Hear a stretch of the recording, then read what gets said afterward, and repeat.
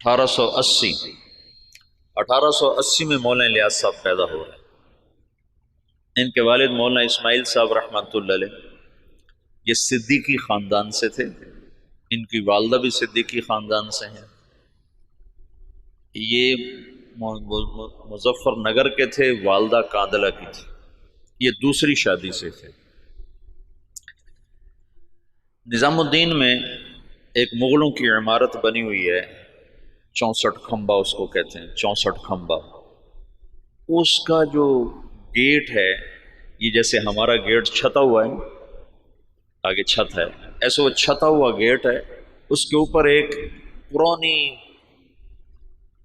برادری سی تھی، اس میں وہ رہا کرتے تھے مولانا اسماعیل صاحب، مولانا الیاس صاحب کے والد۔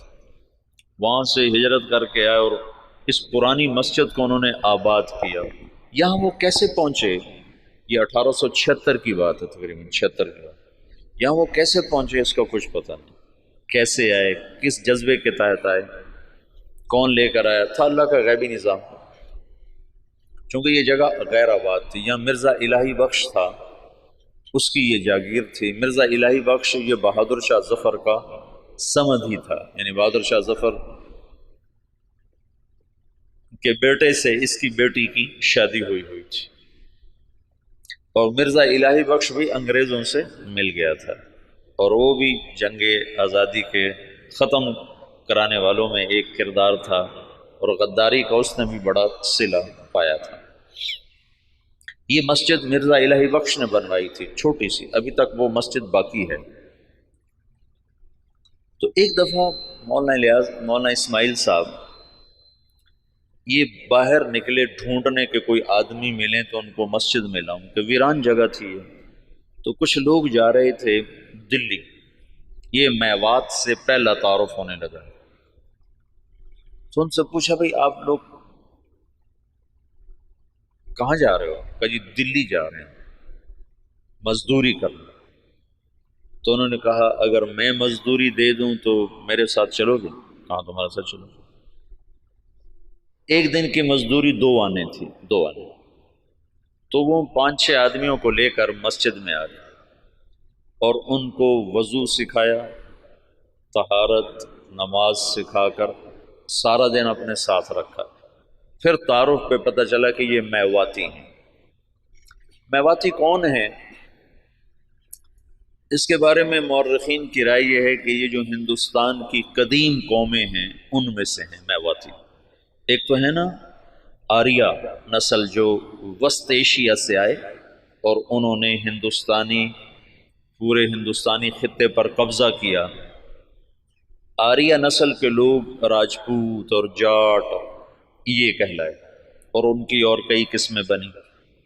جو لوگ یہاں قدیم آباد تھے ان میں سے ایک قوم میو بھی ہے، یہ ہندوستان کی قدیم آباد قوم ہے، اور یہ بہت مار دھاڑ والے اور بہت زیادہ لڑائی مار کٹائی والے، لوٹ مار ان کا پیشہ تھا، کوئی مہذب زندگی ان کی نہیں تھی۔ مولانا محمد اسماعیل صاحب رحمۃ اللہ علیہ نے سب سے پہلے ان کو اپنا گرویدہ بنایا، تو انہوں نے جا کر واپس کہا کہ آج تو بڑے آسان کام ملے، صرف اٹک بیٹھک تھی، نماز اور منہ ہاتھ دھونا تھا اور دعانے مل گئے۔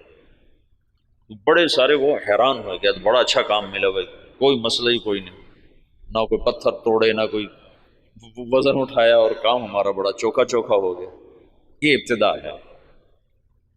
مولانا الیاس صاحب رحمۃ اللہ علیہ، یہ مولانا اسماعیل صاحب کا جو دوسرا نکاح ہے یہ 1868 میں ہوا، دوسرا نکاح۔ اور مولانا الیاس صاحب رحمۃ اللہ علیہ سے پہلے مولانا یحییٰ صاحب پیدا ہوئے، اور پہلی بیوی سے مولانا محمد صاحب تھے، اور 1880 کے آس پاس میں مولانا الیاس صاحب پیدا ہوئے، اور 1898 میں مولانا اسماعیل صاحب کا انتقال ہو گیا، تو ان کی جگہ ان کے بڑے بیٹے مولانا محمد صاحب یہاں بیٹھے۔ 1918 میں ان کا بھی انتقال ہو گیا۔ مولانا الیاس صاحب رحمۃ اللہ علیہ کی 1912 میں شادی ہوئی، 1915 میں پہلا حج کیا اپنے شیخ مولانا خلیل احمد کے ساتھ، گنگوہ میں تعلیم حاصل کی۔ 1906 میں مولانا گنگوہی کا انتقال ہوا ہے، تو ان کے ہاں سے پھر یہ دارالعلوم دیوبند میں آ گئے، وہاں تعلیم مکمل فرمائی۔ پھر 1912 میں ان کی شادی ہوئی۔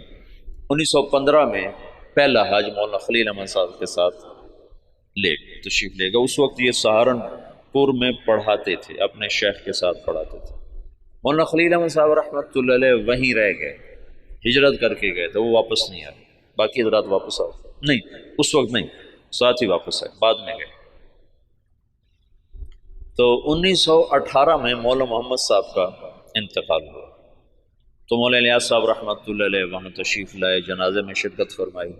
تو مقامی لوگوں نے، میواتیوں نے کہا کہ اب یہ جگہ خالی ہے تو اس کو آپ آباد کریں۔ تو مولانا نے فرمایا کہ میں اپنے شیخ سے پوچھوں گا۔ تو پھر وہ تشریف لائے سہارنپور، اور مولانا خلیل احمد صاحب سے درخواست کی کہ اس طرح لوگ چاہتے ہیں، میں کیا کروں؟ تو انہوں نے یہ فرمایا تم 1 سال کی چھٹی لے کے چلے جاؤ، اگر تمہارا دل لگے تو وہاں رہ جانا، نہ لگے تو پھر واپس آ جانا، مدرسہ سے تمہارا رابطہ نہ ختم ہو، چھٹی لے لو۔ وہ چھٹی کی جو درخواست لکھی تھی نا، وہ پرانے سہارنپور کے مدرسہ میں ابھی بھی محفوظ پڑی ہوئی۔ 1918 میں مولانا الیاس صاحب تشریف لائے نظام الدین۔ ابھی تبلیغ نام کی کوئی شے ان کے ذہن پر کوئی نہیں۔ 1918 میں شدھی کی تحریک چل پڑی۔ شدھی کیا تھی کہ ہندوؤں نے یہ تحریک چلائی کہ مسلمانوں کو ہندو بناؤ، اور بنیاد انہوں نے یہ اٹھائی کہ مسلمان تو باہر سے آئے، ہم تم ایک قوم ہیں، اوپر جا کر ہم سب کے رشتے ایک ہیں۔ تو یہ باہر سے مسلمان کون تھے جنہوں نے آ کر ہمارا مذہب بگاڑ دیا، لہٰذا ہم سب کو ایک ہونا چاہیے۔ یہ تحریک بڑے زور زور سے چلی، تو مولانا الیاس صاحب رحمۃ اللہ علیہ اس پر بڑے پریشان ہوئے کہ اس کا میں کیا حل کروں۔ تو انہوں نے جاتے ہی میوات میں مدارس کی بہتات، چھوٹے چھوٹے مکتب، اور اس میں اپنا سب کچھ لگایا، بیوی کا زیور بھی لگا دیا، سینکڑوں چھوٹے چھوٹے مکتب میوات میں کھولے۔ ایک دفعہ میوات میں گئے ہوئے تھے مریدوں کے پاس، تو ایک نوجوان آیا، ہاتھ میں کڑا، بڑی بڑی مونچھیں، داڑھی صاف۔ کسی نے کہا یہ آپ کے مدرسے سے فارغ التحصیل حافظ قرآن ہے۔ کہنے کہ حافظ، اس کا یہ حلیہ کیوں ہے؟ کہ یہ ماحول کی وجہ سے۔ تو یہ پہلی چوٹ لگی اور دل میں خیال آیا، جب تک تمام طبقات میں دین نہیں آتا تو چند طبقوں میں دین کا لانا یا چند طبقات میں دین کا آنا یہ نہ کافی ہے، نہ یہ ذریعہ نجات ہے، پوری امت کا مسئلہ ہے۔ تو مدرسوں سے ایک دم دل بجھ گیا، دل ہٹ گیا، بند نہیں کیے لیکن طبیعت بند ہو گئی، دل ہٹ گیا۔ اور واعظین اس زمانے میں شدھی کی تحریک کے ٹکر میں علماء نے وعاظ کو بھیجنا شروع کیا تھا کہ مختلف شہروں میں جا کر، دیہاتوں میں جا کر تبلیغ کرو۔ تو مولانا الیاس صاحب نے بھی اپنے واعظ بھیجنے شروع کیے، لیکن وہ جاتے تھے جہاں تک سڑک ہوتی تھی، جہاں سڑک نہیں ہوتی تھی وہاں نہیں جاتے تھے، یا جہاں کوئی آسائش نہیں ہوتی تھی وہاں نہیں جاتے تھے۔ پھر طبیعت اس سے بھی ہٹ گئی، پھر خانقاہی سلسلہ شروع کیا، اور نظام الدین میں بیعت کا سلسلہ، اس سے پہلے بیعت نہیں فرماتے تھے، پھر بیعت کا سلسلہ شروع۔ تو بہت جلدی مریدوں میں ترقی ہونے لگی، اور مریدوں کا اضافہ بھی، اور مریدوں کے تزکیہ کے حالات بھی بڑے اچھے۔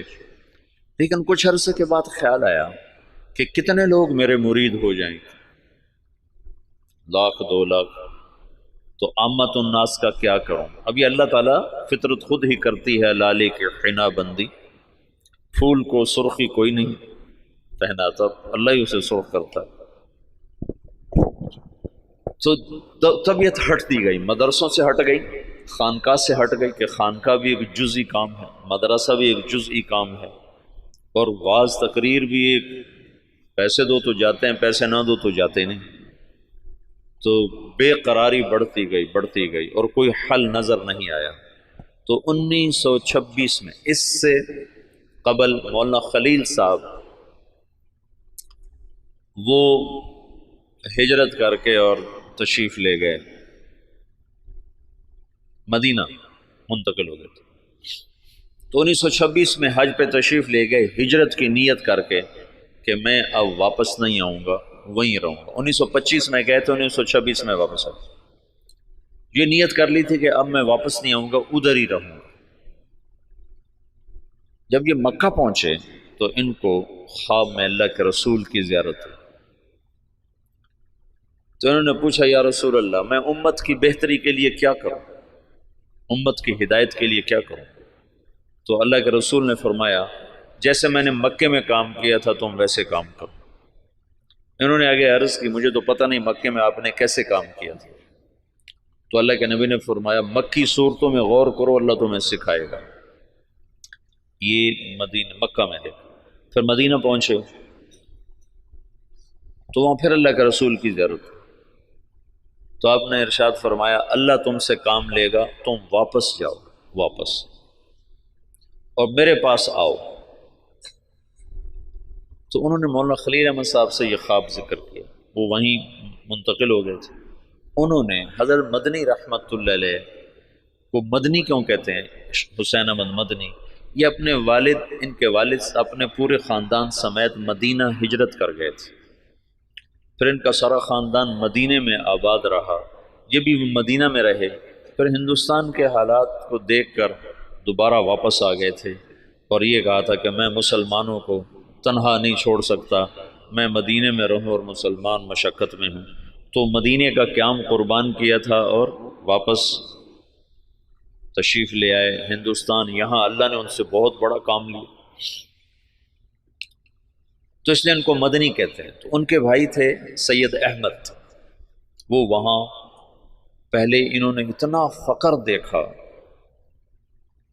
کہ حضرت مدنی فرماتے ہیں، میرے والد سبزی منڈی جاتے تھے شام کو، تو جو سبزی وہاں گلی ہوئی سڑی ہوئی لوگ پھینک کے چلے جاتے تھے نا، وہ اٹھا کے لاتے تھے، پھر اس کو صاف کر کے خالی ابال کے ہم کھاتے تھے کہ اس میں نمک مرچ ڈالنے کا بھی سکت نہیں تھی۔ اس طرح شروع کے دن تھے۔ لیکن سید احمد کو اللہ نے صلاحیتیں دیں، انہوں نے شاہ عبدالعزیز سے پتہ نہیں کیسے تعلق بنایا، وہ الگ داستان ہے۔ ان کے بیٹے سید حبیب نے اس سے بھی آگے، اب ان کی نسل وہاں اربوں پتی، بڑے بڑے ان کے محل ہیں۔ یہ تمہارے حسنین کو 4 گنا کریں تو تب ان کا محل بنتا ہے، اس سے بھی 4 گنا بڑی 4 دیواری ہے جس میں وہ رہ رہے ہیں۔ احد کے قریب ان کے محلات ہیں۔ تو انہوں نے سید احمد سے ذکر کیا، تو انہوں نے جو مسجد نبوی کے اس وقت منتظم تھے، ناظم اعلیٰ، ان سے ذکر کیا۔ تو انہوں نے عشاء کے بعد جب مسجد بند کر دی تو مولانا الیاس صاحب کو بلا کر جالی کا دروازہ کھول کے اندر بھیج دی۔ تو اندر جالی اور روزے کے درمیان کوئی چاروں طرف دیوار ہے، دروازہ کوئی نہیں۔ یہ نور الدین زنگی نے اس کو چاروں طرف سے بند کروایا تھا، اور نیچے سیسا پگھلا کے ڈالا تھا۔ جب وہ کچھ لوگ آ کر لاش نکالنے کا منصوبہ لے کر آئے تھے، 3 راتیں وہاں سوئے۔ 3 راتوں میں سارے کام کی یہ تو خود تو عقل سے تو آ نہیں سکتا، سارے کام کو سکھایا گیا، بتایا گیا، اور پھر یہ کہا گیا ہندوستان جاؤ اور جا کر عوام الناس میں کام کرو، علماء میں نہیں، ورنہ وہ مخالفت کریں گے، مخالفت کریں۔ تو پھر یہ وہاں سے واپس تشریف لائے، 1926 میں پہنچے ہیں، اور پہلے علماء کو جمع کیا اور ان کے سامنے یہ بات رکھی کہ میں یوں کام کرنا چاہتا ہوں۔ تو کسی ایک نے بھی موافقت نہیں کی سوائے مولانا مدنی صاحب اور مفتی کفایت اللہ صاحب رحمۃ اللہ علیہ۔ ان 2 حضرات نے بات کو لیا اور سمجھا اور کہا کہ ہاں یہ تو دعوت والا کام ہے، لیکن یہ کرے گا کون؟ کہا یہ تو اللہ کرے گا، میرے ذمہ جہد ہے۔ پھر وہ بندہ فنا فی تبلیغ ہو گیا ہے اور دیوانگی چھا گئی، دیوانگی۔ ایک دفعہ بیان کر رہے تھے، گرمیوں کے دن تھے، صحن میں 11 بج گئے، 11 فجر کے بعد شروع ہوئے، گرمیوں میں 11 بج گئے۔ تو ایک میواتی کھڑا کر کے لگا، بھائی نام دے دو ورنہ یہ مر جائے گا، بیچارہ مر جائے گا، نام دے دو۔ ایسی دیوانگی چھا گئی تھی اور کوئی شکل نہیں، کوئی جانتا نہیں، اور آگے سامنے میواتی ہیں جن کو دین کی خبر ہی کوئی نہیں، کلمہ نماز کا نہیں پتا، تو دعوت کیسے دیں گے؟ 10 برس کی محنت کے بعد ایک جماعت چلے کی تیار ہے، 10 سال کے بعد۔ تو ان کو ہدایات دی، پھر ان کو روانہ کرتے کرتے 5 میل ان کے ساتھ پیدل چلتے گئے، پیدل چلتے گئے۔ مولانا سعید خان صاحب سے یہ بات میں نے بہت دفعہ سنا، جب ان کو رخصت کرنے لگے تو کہنے لگے کہاں جا رہے ہو؟ ان کا جی دلی جا رہے ہیں۔ کہنے لگے نہیں، لندن پہ چوٹ پڑ گئی، امریکہ پہ چوٹ پڑ گئی، ساری دنیا میں ہدایت کا فیصلہ ہو گیا۔ ایک دفعہ عبدالعال صاحب تشریف فرما تھے، کہنے لگے ہم 5-6 آدمی بیٹھے ہوتے تھے مولانا الیاس صاحب کے آگے، 6-7 اور وہ ہم سے کہتے کہ بھائی ساری دنیا میں جماعتیں بھیجنی ہیں، مشورہ دو کیا کیا جائے۔ تو ہمیں خیال آتا کہ مولانا صاحب بیچارے کتنے پاگل دیوانے ہیں، اور شیخ چلی کی باتیں کرتے ہیں کہ ہم 6-7 آدمی بیٹھے ہیں اور ہمیں کہہ رہے ہیں کہ ساری دنیا میں جماعتیں بھیجنی، مجھے مشورہ دو ہمیں کیا کرنا چاہیے۔ یعنی اللہ تعالیٰ نے اپنی قدرت سے ظاہر کر کے دکھا دیا کہ کیسے سارے عالم میں ہم خود پھر رہے ہیں، تو ساری دنیا سے جماعتیں ہمارے پاس آ رہی ہیں، ہم سے ساری دنیا میں لوگ جا رہے ہیں۔ تو 1926 سے لے کر 1944 نوح میوات میں پہلی بستی ہے جہاں پہلا اجتماع ہوا۔ اس وقت اجتماع نہیں کہتے تھے، جلسہ کہتے تھے، جلسہ، پہلا جلسہ ہوا۔ اور سگا بیٹا محمد یوسف اکلوتا سخت مخالف، وہ کہیں یہ کیا پاگلوں کا کام شروع کر دیا۔ ان کا ذہن ذوق سارا تعلیمی تصنیفی، 21 سال کی عمر میں طحاوی کی شرح لکھی، جو حدیث کی مشکل ترین کتاب ہے طحاوی، اس کی شرح 21 برس کی عمر میں لکھی۔ اور حیات الصحابہ جیسی کتاب تو ساری دنیا کے علماء تسلیم کر گئے کہ سیرت میں یہ وہ شخص بدیع تھا، بدیع سیرت میں، کہ سیرت کے عنوان پر آج تک کسی نے ایسی کتاب نہیں لکھی۔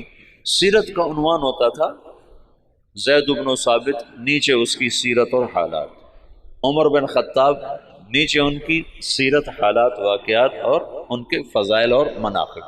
یہی 14 صدی میں تمام مصنفین کا طرز رہا ہے۔ یہ پہلا شخص ہے جس نے اسلوب جدید دیا، بدیع اسلوب، آج تک کوئی یہ اسلوب لے نہ سکا۔ حیات الصحابہ ہے سیرت، لیکن حیات الصحابہ، کیف کانت صلاتہم،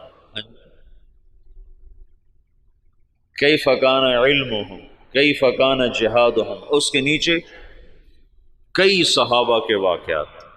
یہ ایک کو عنوان بنا کے نہیں، عنوان صفت کا اور نیچے واقعات مختلف شخصیات کے۔ یہ پہلی دفعہ ہوا تصنیف و تالیف کی تاریخ میں۔ اس کتاب نے اتنی قبولیت حاصل کی کہ دنیا کے ہر بڑے مکتبے میں حیات الصحابہ پڑھی ہوتی۔ تو ان کا تو ذہن تھا سارا تعلیمی اور تصنیفی، وہ کہیں یہ میرے ابا کو ہو کیا گیا، ان کو اللہ کی طرف سے الہام ہو چکا تھا۔ تو باپ بیٹے میں ٹکراؤ ہے، مولانا انعام صاحب رحمۃ اللہ علیہ، مولانا احتشام صاحب رحمۃ اللہ علیہ، یہ حضرت مولانا الیاس صاحب کے ساتھ مولانا الیاس صاحب رحمۃ اللہ، اب مولانا سعید احمد خان صاحب، یہ ساتھی ہم نوا، اور بیٹا محمد یوسف سخت مخالف۔ میاں جی بدر الدین رحمۃ اللہ علیہ تھے، میں ان سے ملا تھا نظام الدین میں، 82-83 میں گیا تھا۔ مجھ سے کہنے لگے کہ ہمیں مولانا الیاس صاحب بھیجتے کہ جاؤ یوسف کو کارگزاری سناؤ۔ شاید اس کا کوئی دل نرم پڑے۔ تو جب ہم جاتے تو اپنے لکھنے پڑھنے میں لگے ہوتے تھے، تو ہمیں دیکھتے ہی کہتے مجھے پتہ چل گیا تمہیں بوڑھے نے بھیجا ہے کہ جاؤ اس کو کارگزاریاں سناؤ، بھاگ جاؤ، میرے پاس کوئی وقت نہیں تمہاری فضولیات سننے کے لیے۔ کہ ہمیں بھگا دیتا تھا مولوی حسن، کہتا تھا مجھے پتہ ہے تمہیں بڈھے نے بھیجا ہے کہ جاؤ اسے کہانیاں سناؤ، میں نہیں آتا تمہاری کہانیوں میں۔ بیٹا ایسے مخالف تھا۔ اور علماء عوام خواص بھول چکے تھے کہ دعوت فرض منصبی ہے۔ وَكَذَلِكَ جَعَلْنَاكُمْ أُمَّةً وَسَطًا لِتَكُونُوا شُهَدَاءَ عَلَى النَّاسِ۔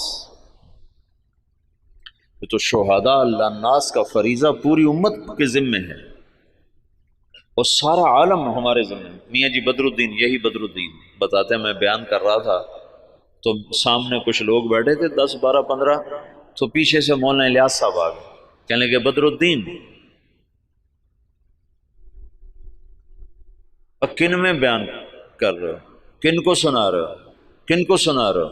کہا جی ان کو سنا رہا ہوں، اور جو سامنے بیٹھے ان کو سنا رہا ہوں۔ اے تیرا بھلا ہو جائے، اونٹ کی نیت کر، اونٹ، اونٹ میواتی زبان میں آخری کنارے کو کہتے ہیں، آخری کنارہ، کہ دنیا کے آخری کنارے کی نیت کر کہ میں یہ بات دنیا کے آخری انسان تک کو سنا رہا ہوں، ایسے وہ نیت کرواتے تھے۔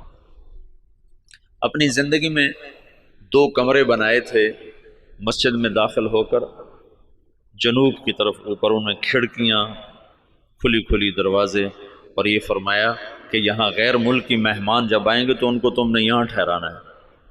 تو وہ بیچارے ان کے مرید حیران ہوتے کہ ادھر مقامی کوئی نہیں آتا تو غیر ملکی کہاں سے آئیں گے؟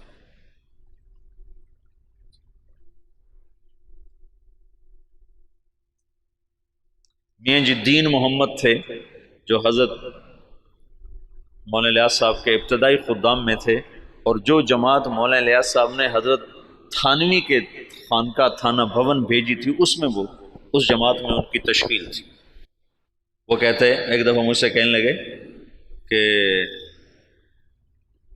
مولوی صاحب ہمیں حضرت جی کہتا تھا تم امریکہ جاؤ گے، امریکہ۔ تو ہم تو اتنے سیدھے سادے دیہاتی تھے کہ ہم یوں سمجھتے تھے امریکہ دلی سے آگے کسی شہر کا نام ہے، دلی سے آگے کسی شہر کا نام ہے جو ہمیں کہتا ہے کہ تم امریکہ جاؤ گے۔ یہ تو ہمیں بعد میں پتہ چلا وہ تو دنیا ہی اور ہے جہاں وہ کہتا تو تم جاؤ گے۔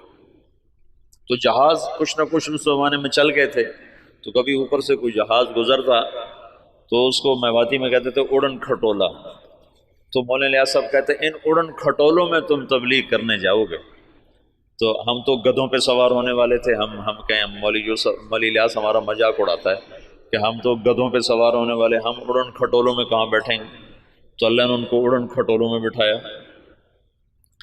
تو ابتدائی ادھر 1926 میں 1918 میں مولانا الیاس صاحب آ کر بیٹھے ہیں نظام الدین، اور 1918 میں برطانوی فوجیں مشرق وسطیٰ میں داخل ہوئی ہیں، اور 1919 میں شام فتح ہوا ہے۔ فرانسیسی فوجوں نے شام کو فتح کیا اور شام کو 3 حصوں میں تقسیم کر دیا۔ ایک کا نام سوریہ رکھا، ایک کا نام لبنان رکھا، اور ایک کا نام اردن کر دیا، اور شام کو 3 حصوں میں تقسیم کر دیا۔ اور 1926 میں اسرائیل کو بنانے کا منصوبہ مکمل ہو گیا کہ اسرائیل بنایا جائے۔ ادھر 1926 میں دعوت کا کام چلا جس کا آخری سرا مہدی سے جا کے ملتا ہے، اور ادھر 1926 میں یہودیت کا کام چلا جس کا آخری سرا دجال کے ساتھ جا کر ملتا ہے۔ یہ آپس میں یہ تانے بانے میرے اپنے بنائے ہوئے ہیں، میں سنے نہیں ہیں، لیکن جو کچھ پڑھا ہے اس کے مطابق میں ایک ترتیب ذہن میں آئی کہ ادھر دعوت کا کام بھی ہدایت پر ختم ہو گیا۔ 1964 میں پہلی جماعت گئی یوگنڈا، 1964، 4 آدمی، اس میں ایک ابھی بھی زندہ ہیں، عبدالرشید صورتی صاحب جو کراچی کے امیر ہیں۔ تو کہنے کہ وہاں ایک بہت بڑے شیخ تھے، ان کی ہم گئے ملاقات کے لیے، تو ان کا بہت بڑا ہال کمرہ تھا، وہ مریدوں سے بھرا ہوا، اور ایسے مراقبے میں بیٹھے تھے، ایسے بالکل گردن ایسے جھکائی ہوئی تھی۔ ہم 4 آدمی کمرے میں داخل ہوئے، اور یہ پہلی جماعت ہے، آج تک کوئی کسی کو پتہ ہی نہیں کہ تبلیغی جماعت پاکستان میں کوئی نہیں جانتا تھا 1964 میں، باہر کون جانتا، اور یوگنڈا۔ تو جو ہی ہم اندر داخل ہوئے تو انہیں ایک دم سر اٹھایا، کہا مرحباً بجیش المہدی، مرحباً بجیش المہدی، مرحباً بجیش المہدی، 3 دفعہ انہوں نے اس کو دہرایا اور ہمارا بڑا زبردست اکرام کیا۔ تو دعوت کی انتہا وہاں جاتی ہے اور یہودیت کی انتہا دجال تک جاتی ہے۔ یہ دونوں طاقتیں جب ٹکرائیں گی تو اللہ دجالی فتنے کو ختم فرمائے گا اور ایمان والوں کو اللہ تعالیٰ عزت اور بلندی عطا فرمائے گا۔ یہ دونوں ایک وقت میں شروع ہوئے۔ 1926 میں جب ان کا اقتدار مستحکم ہو گیا تو انہوں نے یہ طے کیا کہ یہودیوں کو دوبارہ لا کے آباد کیا جائے اور یہاں ایک اسرائیلی یہودی ریاست بنائی جائے۔ سیہونی تحریک جس کو کہتے ہیں، سیہون ایک پہاڑ ہے جہاں داؤد علیہ السلام عبادت کیا کرتے تھے بقول ان لوگوں کے، تو سیہون کے نام سے سیہونی تحریک نے اپنا نظام چلایا تو اسرائیل وجود میں آیا۔ اس کا آخری سرا دجال کے ساتھ ملتا ہے، لد، باب و لد جو ان کا سب سے بڑا اڈا ہے جہاں دجال قتل ہوگا۔ تو اللہ تعالیٰ نے مولانا الیاس صاحب رحمۃ اللہ علیہ سے دعوت کو اس وقت اٹھایا جب دعوت کے نام کو جاننے والے علماء بھی نہیں تھے، وہ بھی اسے اوپرا سمجھتے تھے اور ان کے ہاں بھی اس پر انکار شدید تھا، لیکن اس بندے کے گشتوں نے آہستہ آہستہ آہستہ آہستہ فضا کو ہموار کرنا شروع کیا۔ پھر مولانا الیاس صاحب نے بڑے بڑے علماء کو بلایا کہ اب آپ کے میوات کا دورہ کرو، تو انہوں نے میوات میں دیکھا زندگی کو بدلا ہوا، حالات کو پلٹا کھایا ہوا، تو کچھ اعتراف زبانوں پہ آنے لگا۔ 1944 میں جب دنیا سے جا رہے تھے تو میوات میں صرف میوات میں بہت اچھی فضا کام کی پیدا ہو چکی تھی، اور کچھ دہلی شہر میں۔ عبدالعاظ صاحب مولانا الیاس صاحب کی وفات سے 6 مہینے پہلے پہنچے ہیں نظام الدین، پھر اس کے بعد تبلیغ کے ہو کے رہ گئے، پھر ساری زندگی اور کوئی کام نہیں۔ مولانا الیاس صاحب کے اس وقت 6 ماہ باقی تھے، اور اس وقت وہ شدید بیمار تھے۔ جب عبدالعاظ صاحب کو پتہ چلا، یہ وہاں دلی میں نوکری کرتے تھے، ان کو پتہ چلا کہ نظام الدین میں کوئی بزرگ ہیں جو لوگوں کو نمازی بناتے ہیں۔ اس وقت یہ شروع میں ہم نے بھی ایسے ہی سنا کہ ایک تبلیغی جماعت ہے جو لوگوں کو نمازی بناتی ہے۔ تبلیغ کی گہرائی تو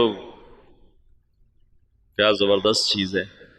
تو کہنے لگے میں دیکھنے گیا کہ بھائی وہ کیسے نمازی بناتے، تو بس وہ جو پہلی دفعہ گئے تو وہیں کے ہو کے رہے۔ مولانا سعید خان صاحب کو 4 سال کی صحبت نصیب ہے، مولانا الیاس صاحب کی صحبت میں 4 برس رہے، مسلسل 4 برس گزارے۔ مولانا عبید اللہ صاحب رحمۃ اللہ علیہ وہ تو بہت پہلے فوت ہو گئے تھے، 1989 میں فوت ہو گئے تھے، تو ان کو بھی کافی لمبا عرصہ مولانا الیاس صاحب کی صحبت نصیب رہی۔ بیٹے مخالف تھے، تو 1944 میں جب مولانا الیاس صاحب کا انتقال ہونے لگا ہے تو انہوں نے مولوی یوسف صاحب کو بلا کر کہا بیٹا آجا مل لے میں جا رہا۔ وہ جو سینے سے لگایا اس میں نسبت اللہ نے منتقل فرما دی، اور مولانا یوسف صاحب نے فرمایا اپنے باپ کے مرنے سے 1 دن پہلے مجھے تبلیغ پہ 100 اعتراض تھے، 100 اعتراض۔ باپ کے مرنے کے بعد اللہ نے تبلیغ کا کام کھولا۔ مولانا الیاس صاحب تبلیغ کے کام کو اجمالی طور پر چھوڑ گئے تھے، مولانا یوسف صاحب نے اس کو کھولنا شروع کیا۔ دن میں 18 گھنٹے بولنے والا آدمی تھا، سوائے سونا اور نماز اور لکھنا، ان 3 اوقات کے علاوہ وہ شخص کی زبان بند نہیں ہوئی، مسلسل جیسے اللہ بلوا رہا تھا۔ بھرپور جوانی میں چلے گئے، 48 برس کی عمر میں انتقال فرمایا۔ 27 سال کی عمر میں امیر بنے، بالکل نوجوان بلکہ بچے۔ اور مولانا سعید خان صاحب رحمۃ اللہ علیہ فرمانے لگے مولوی یوسف ہمارے ساتھ اٹھتا بیٹھتا کھیلتا تھا، لیکن جب وہ امیر بنا تو آہستہ آہستہ اس کا روب ہمارے اوپر چھاتا چلا گیا، اور اپنی جہد اور قربانی سے ان کی ہیبت ہمارے دلوں پہ قائم ہو گئی۔ ایک دفعہ 3 گھنٹے بیان فرمائے اس حال میں کہ یہاں ایک پھوڑا تھا جس سے خون مسلسل رس رہا تھا، تو ایک آدمی پاس بیٹھا ہوا تھا، وہ یہاں رکھتا تھا کپڑا، جب وہ خون سے تر ہو جاتا تو وہ ہٹا لیتا، دوسرا رکھتا تھا، پھر وہ خون سے تر ہو جاتا، وہ ہٹا لیتا، پھر وہ تیسرا رکھتا تھا، اور وہ مسلسل بیان فرماتے۔ باپ والی کیفیت منتقل ہو گئی کہ مولانا الیاس صاحب کے یہاں پھوڑا نکلا ہے، اس کو کٹ دینا تھا، کٹ دینے میں تکلیف ہونی تھی، تو مشورہ کر رہے تھے کہ اس کو کریں کیسے۔ تو مولانا الیاس صاحب کو پتہ چلا تو انہوں نے فرمایا ایسا کرو، کچھ میواتی میرے آگے بٹھا دو، پھر جو مرضی مجھ سے کر لیں۔ تو انہوں نے کچھ میواتی آگے بٹھائے، مولانا الیاس صاحب نے بیان کرنا شروع کر دیا اور ہاتھ یوں کر دیا، تو انہوں نے سارے ہاتھ کو کھرچ کھرچ کے صاف کیا، لیکن ان کا ہاتھ ایسے بھی نہیں ہوئے، وہ یوں بھی نہیں ہوئے۔ اس قدر انہماک اور فنائیت اللہ نے عطا فرما دی باپ بیٹا کو کہ اللہ نے ایک چیز کو وجود دینا تھا، ایک مدت ہوئی تھی، عوام اور خواص کے ذہن سے نکل گیا تھا، اور بس صرف اسلام کو ایک ہی شکل میں دیکھتے تھے کہ حکومت آئے گی تو اسلام آئے گا، حکومت آئے گی تو اسلام آئے گا، طاقت ہاتھ میں ہوگی تو اسلام آئے گا، ورنہ اسلام آ ہی نہیں سکتا۔ اور انقلاب کا مطلب صرف حکومت کی تبدیلی کو لے لیا تھا۔ بعض الفاظ ایسے ہیں جو اپنے اصل معنی سے نکل کر مجاز میں اتنے استعمال ہوئے ہیں کہ اصل معنی ویسے ہی ختم ہو کے رہ گیا۔ ان میں سے ایک انقلاب بھی ہے۔ انقلاب تو قلب سے ہے، قلب پر الف نون لگ کر باب انفعال بنا ہے۔ انقلاب ہے پلٹ جانا، دل کا پلٹ جانا۔ جب قلب سے ہے تو ادھر زیادہ جوڑ ہونا چاہیے، لیکن پھر کثرت استعمال ہوا انقلاب کا حکومت کے بدلنے پر، حالات کے انقلاب آ گیا، حکومت بدل گئی، انقلاب آ گیا، پیپل پارٹی آ گئی، انقلاب آ گیا، نون لیگ آ گئی، انقلاب آ گیا، قاف لیگ آ گئی۔ تو انقلاب جیسے برباد، وہ تو برباد ہو گیا۔ برباد، برباد کا کیا مطلب ہے؟ برباد کا مطلب ملتا ہے جس کا نقصان ہو جائے وہ تو برباد ہو، جس کا کوئی بہت بڑا حادثہ ہو جائے وہ تو برباد ہو گیا، جس کا کاروبار بیٹھ جائے وہ تو برباد ہو گیا۔ حالانکہ برباد یہ مرکب ہے، فارسی کا لفظ ہے، مرکب ہے۔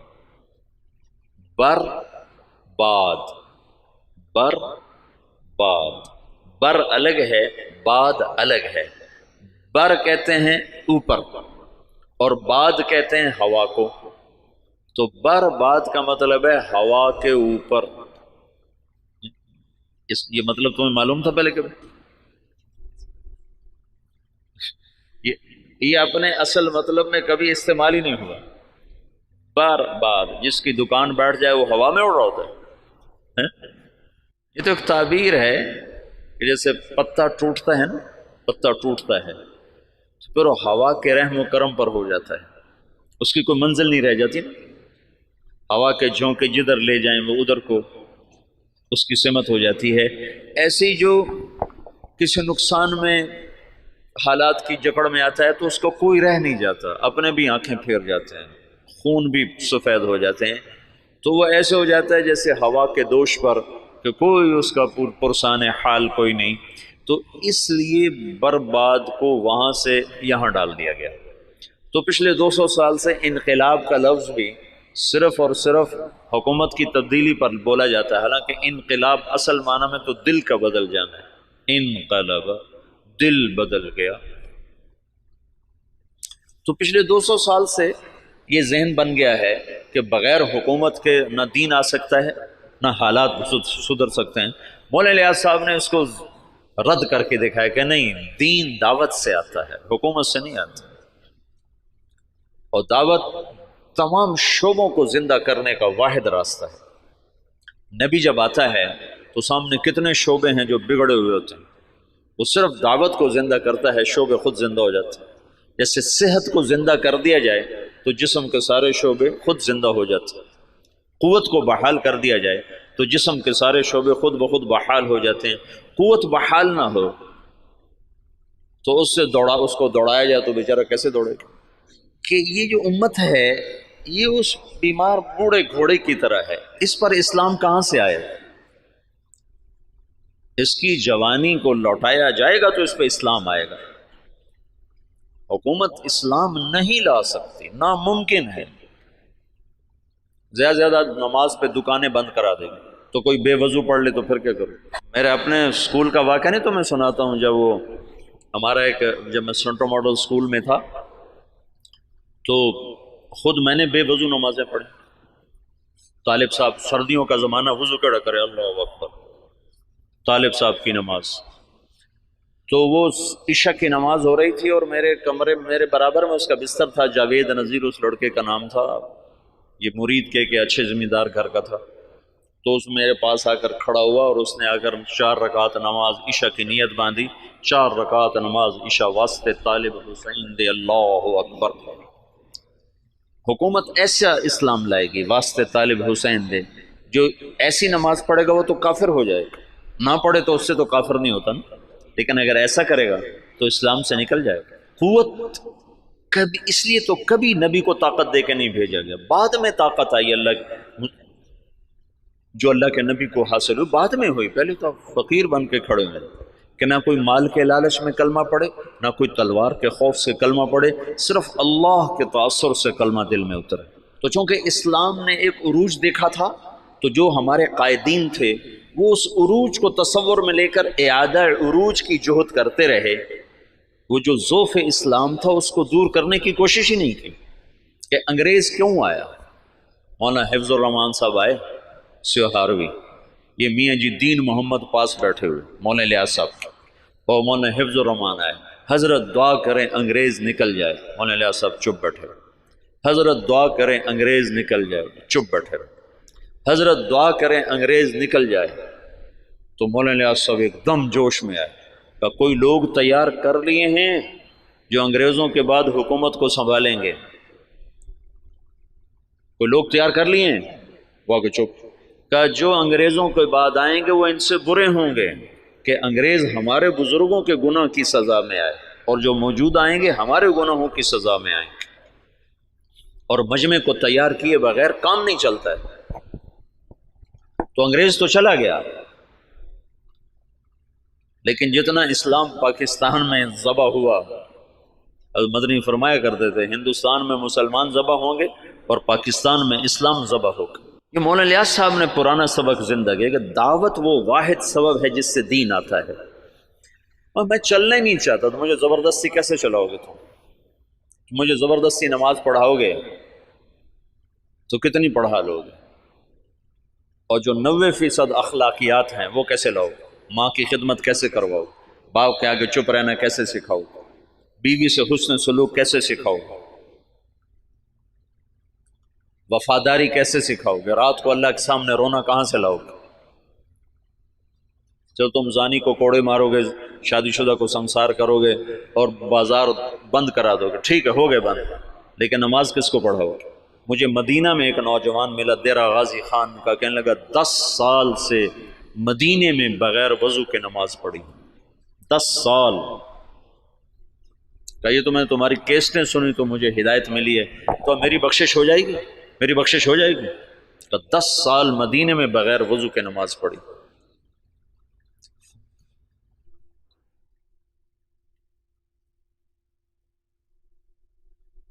چونکہ اسلام کا سیاسی پس منظر 1000 برس سے زیادہ ہے، تو جب زوال آیا تو قائدین کا ذہن ادھر گیا کہ اس زوال کو دور کیا جائے، زوال دور کیا جائے اور مسلمانوں کو دوبارہ شان و شوکت پہ لایا جائے. لیکن اس زوال جس وجہ سے آیا تھا اسے دور کرنے کی کوشش کیے بغیر زوال کیسے دور ہوگا؟ جب 95% لوگ بے نمازی ہوں زوال کیسے دور ہوگا؟ جب 100% لوگ بد اخلاق ہوں، ماؤں سے بدتمیز ہوں، باپ کا گریبان پکڑیں، ترازو میں ناپ تول میں کمی کریں، خود جوے کے اڈے چلائیں، زنا کے اڈے چلائیں، نشے کے اڈے چلائیں، تو ان میں کیسے دین کون لائے؟ تو جب اندر ایمان اترتا ہے تو پھر سارے شعبے زندہ ہو جاتے.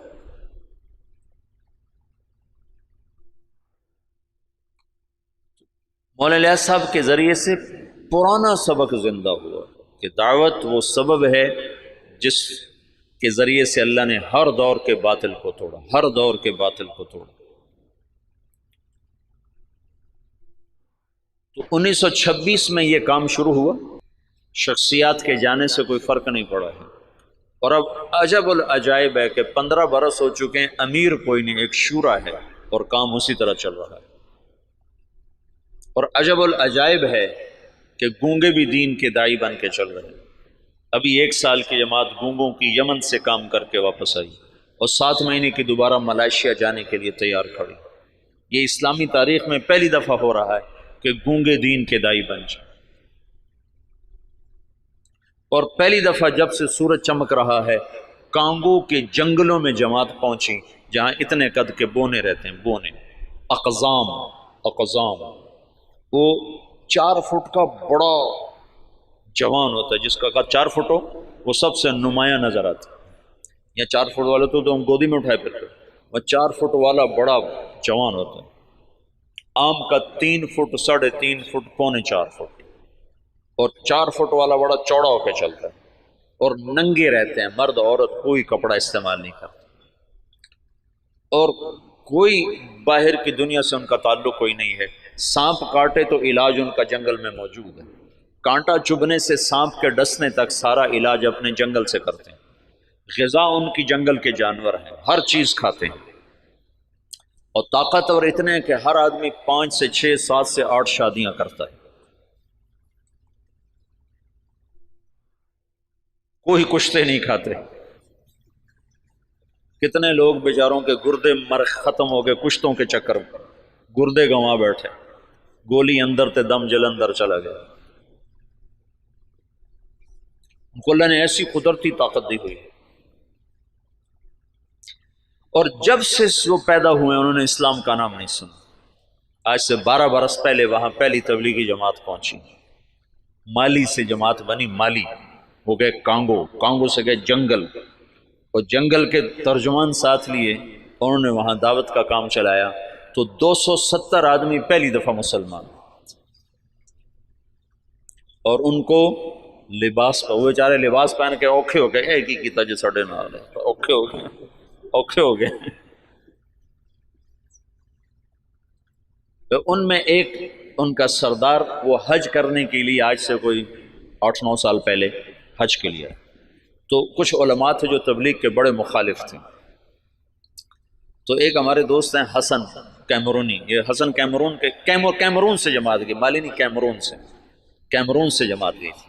تو حسن کیمرونی ہے، وہ مدینہ میں پڑھے ہیں، پھر ریاض سے PhD کی ہے، بڑا فاضل آدمی ہے، وہیں رہتا ہے۔ تو اس نے مجھے یہ سارے حالات سنائے، وہ خود بھی اس میں شریک تھا، تو وہ اس بونے کو لے کر گئے ان علماء سے، تو ان کا تبلیغ والے یہ کرتے ہیں، تبلیغ والے یہ کرتے ہیں، یہ کرتے ہیں، یہ کرتے ہیں۔ ان کا یہ سب کچھ جو کرتے ہیں بالکل صحیح ہے، ان پر یہ سارے اعتراض ٹھیک ہیں، پر اس بونے کی کارگزاری سن لو کہ تبلیغ والے یہ بھی کرتے ہیں۔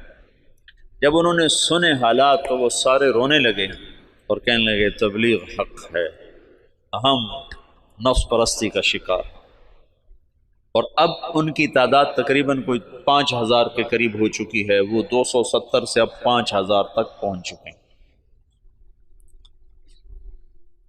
جب یہ واحد تحریک ہے، پہلے خیر القرون کو چھوڑنے کے بعد، خیر القرون کا کوئی ٹکر نہیں، خیر القرون کے بعد یہ پہلی دفعہ دنیا میں ایسا ہوا ہے کہ کسی تحریک نے 6 بر اعظم کے مسلمانوں کو متاثر کیا۔ اس سے بڑی تحریک آج تک نہیں اٹھی، نہ اتنی شخصیتیں بہت بھاری بھاری اٹھ ہیں، ان کے سامنے مولانا الیاس صاحب کی شخصیت کوئی بڑی نہیں ہے، لیکن جو کام مولانا الیاس سے اللہ نے لیا ہے، یہ خیر القرون کے بعد کوئی ایسا کام نہیں کر سکتا جس میں اتنی وسعت ہو کہ وہ فیجی مشرق میں آخری کنارہ اور ہوائی مغرب میں آخری کنارہ، اور دونوں طرف سے لوگ سمٹ کے رائے میں پہنچ کے دین سیکھ رہے ہیں، یہ پہلی دفعہ دنیا میں ہے۔ ایک تو گونگے ہیں نا، چلو گونگا تو صبر کرتا، اسے آتا کچھ نہیں۔ مجھے کتنے لوگ ملے افریقہ سے آئے 4 مہینے لگا رہے ہیں، اور ایک وہاں سے آیا ارجنٹائن سے 4 مہینے لگا رہا تھا، وہ اسپینش جانتا تھا اور ہمارے پاس کوئی ترجمان نہیں تھا اسپینش زبان کا، پورے 4 مہینے بغیر ترجمان کے گزار کے چلا گیا۔ تم 4 دن گزار کے دکھا دو مولوی صاحبان، 5ویں دن تم نظر نہیں آؤ۔ 4 مہینے ایک لفظ نہیں سمجھا۔ میں نے ایک سے پوچھا، میں نے کہا تمہیں کیا فائدہ ہوتا ہے، تم سمجھ تو کچھ آتا نہیں، تو اس نے کہا ادھر اثر ہوتا ہے، ادھر اثر ہوتا ہے۔ تو میں یہ چاہتا ہوں تم تبلیغ میں بصیرت کے ساتھ چلو، میں یہ چاہتا ہوں تبلیغ کی عظمت تمہارے دل میں ہو۔